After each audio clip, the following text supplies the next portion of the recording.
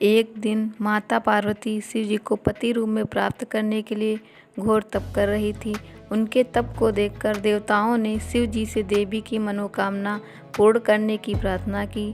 शिव जी ने पार्वती जी की परीक्षा लेने सप्तऋषियों को भेजा। सप्तऋषियों ने शिव जी के सैकड़ों अवगुण गिनाए, पर पार्वती जी को महादेव के अलावा किसी और से विवाह मंजूर न था। विवाह से पहले सभी वर अपनी भावी पत्नी को लेकर आश्वस्त होना चाहते थे, इसीलिए शिव जी ने स्वयं भी पार्वती की परीक्षा लेने की ठानी।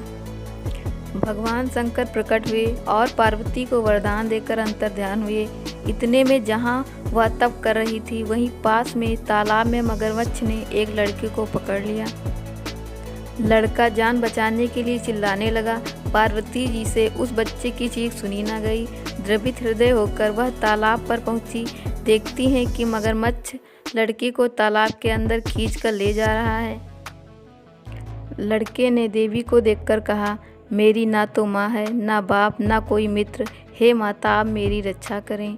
पार्वती जी ने कहा, हे ग्राह, इस लड़के को छोड़ दो। मगरमच्छ बोला, दिन के छठे पहर में जो मुझे मिलता है उसे अपना आहार समझकर स्वीकार करना मेरा नियम है। तो ने दिन के छठे पहर इस लड़के को भेजा है, मैं इसे क्यों छोड़ूं? पार्वती जी ने विनती की, तुम इसे छोड़ दो, बदले में तुम्हें जो चाहिए वह मुझसे कहो। मगरमच्छ बोला, एक ही शर्त पर मैं इसे छोड़ सकता हूँ। आपने तप करके महादेव से जो वरदान लिया, यदि उस तप का फल मुझे दे दोगी तो मैं इसे छोड़ दूंगा। पार्वती जी तैयार हो गई। उन्होंने कहा, मैं अपने तप का फल तुम्हें देने को तैयार हूँ, लेकिन तुम इस बालक को छोड़ दो।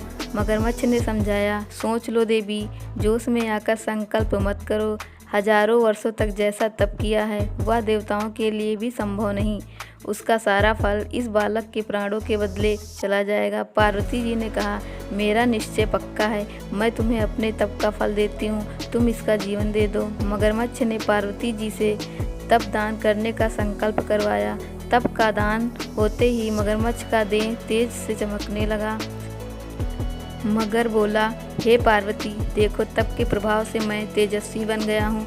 तुमने जीवन भर की पूंजी एक बच्चे के लिए व्यर्थ कर दी। चाहो तो अपनी भूल सुधारने का एक मौका और दे सकता हूँ। पार्वती जी ने कहा, हे ग्राह, तप तो मैं पुनः कर सकती हूँ, किंतु यदि तुम इस लड़के को निगल जाते तो क्या इसका जीवन वापस मिल जाता? देखते ही देखते वह लड़का अदृश्य हो गया। मगरमच्छ लुप्त हो गया। पार्वती जी ने विचार किया, मैंने तप तो दान कर दिया है, अब पुनः तप आरंभ करती हूँ। पार्वती ने फिर से तप करने का संकल्प किया। भगवान सदाशिव फिर से प्रकट होकर बोले, पार्वती, भला आप क्यों तप कर रही हो? पार्वती जी ने कहा, प्रभु, मैंने अपने तप का फल दान कर दिया है।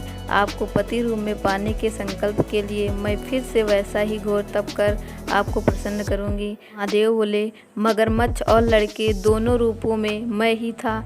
तुम्हारा चित्त प्राणी मात्र में अपने सुख दुख का अनुभव करता है या नहीं, इसकी परीक्षा लेने को मैंने यह लीला रची। अनेक रूपों में दिखने वाला मैं एक ही एक हूँ।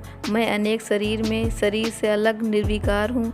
तुमने अपना तप मुझे ही दिया है, इसीलिए अब और तप करने की जरूरत नहीं। देवी ने महादेव को प्रणाम कर प्रसन्न मन से विदा किया। बोलो पार्वती माता की जय। दोस्तों, यदि आप लोगों को यह कहानी पसंद आई हो तो हमारे वीडियो को लाइक, शेयर